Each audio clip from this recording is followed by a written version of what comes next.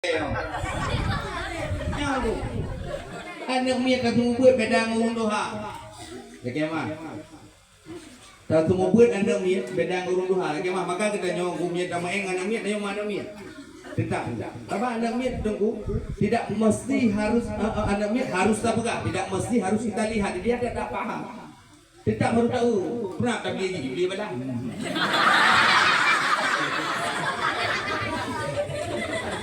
Makin tapi yang itu artinya apa? Dia ada rabut contoh lagi mah. Maka kita harus menghargai guru kita. Hei dah. Guru-guru yang dia nyonyong hei.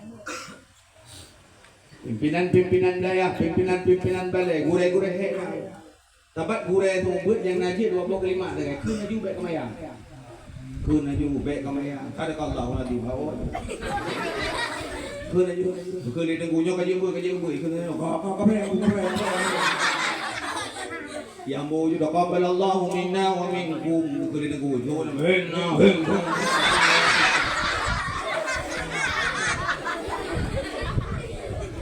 Kedua juga jalan ke barangnya.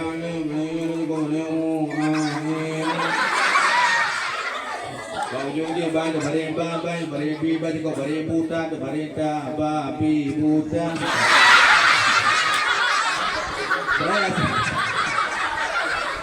Padahal asal kata batu bareba, bayu barebi, baji kau barebu, babi bu. Tapi gara-gara itambung batu bareba, bayu barebi, baji kau barebu, tabung tak tabung tak barita, babi buta.